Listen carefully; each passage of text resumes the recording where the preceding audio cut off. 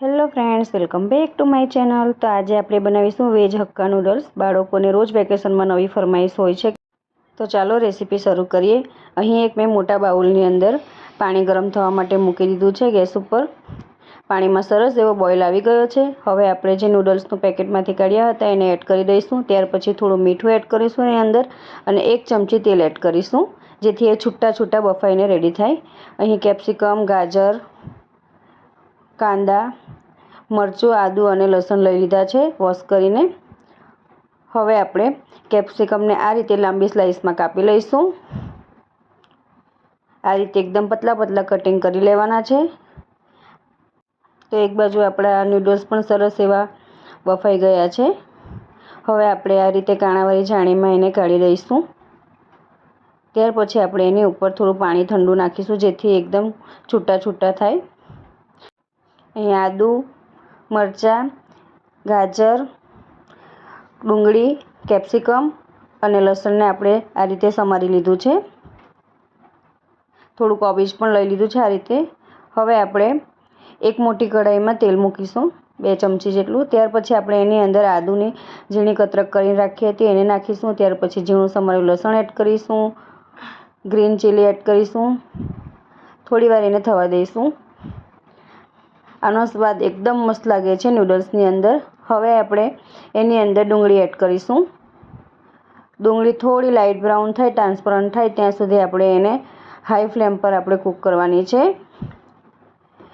આ રીતે થોડી ડુંગળી સતરાઈ જાય ત્યાર પછી આપણે એની અંદર કેપ્સિકમ એડ કરવાનું છે। આ રીતે આપણે કેપ્સિકમને પણ એડ કરી દઈશું। વેજીટેબલ્સ આપણે 70 થી 80% જ કૂક કરવાના છે, વધારે નથી કૂક કરવાના, કારણ કે ચાઇનીઝમાં વેજીટેબલ વધારે કૂક હોતા નથી। હવે આપણે આ રીતે ગાજર પણ એડ કરી દઈશું। ગાજરને પણ આ રીતે થોડીવાર આપણે હાઈ ફ્લેમ પર કૂક કરી લઈશું। થોડા ઢીલા થઈ જાય ત્યાર પછી આપણે એની અંદર કોબીજ એડ કરીશું। કોબીજ લાસ્ટમાં એડ કરવાનું, કારણ કે કોબીજ જલ્દીથી કૂક થઈ જાય છે એટલા માટે। ત્યાર પછી આપણે એની અંદર 1 ચમચી ડાર્ક સોયા સોસ એડ કરીશું। સોયા સોસ તમે વધારે પણ એડ કરી શકો જો તમને પસંદ હોય તો। 1 ચમચી રેડ ચીલી સોસ એડ કરીશું। ત્યાર પછી આપણે સરખી રીતે મિક્સ કરી લઈશું। ત્યાર પછી થોડી વાર એને થવા દઈશું। સરખી રીતે સોસ મિક્સ થઈ ગયા પછી આપણે એની અંદર મરી પાવડર એડ કરીશું। આ રીતે હું અહીં બાળકો માટે બનાવું છું એટલા માટે વધારે તીખું નથી બનાવતી। જો તમે તીખું ખાતા હો તો અહીં મરીનું પાવડર અને મરચી થોડી વધારે કરી શકો છો। હવે આપણે જે નૂડલ્સને બાફીને રાખ્યા હતા એને પણ આપણે એડ કરી દઈશું। અહીં મેં થોડા વધારે કૂક થવા દીધા છે નૂડલ્સ, કારણ કે બાળકો માટે બનાવું છું એટલા માટે। આ રીતે આપણે સરખી રીતે વેજીટેબલ્સ સાથે એને મિક્સ કરી લઈશું। હાઈ ટુ મીડિયમ રાખવાની।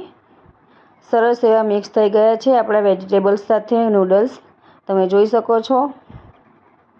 તો આજની અમારી રેસીપી તમને ગમી હોય તો please like, share and subscribe. ફરી મળીશું એક નવા વિડીયો સાથે। Bye, thank you for watching.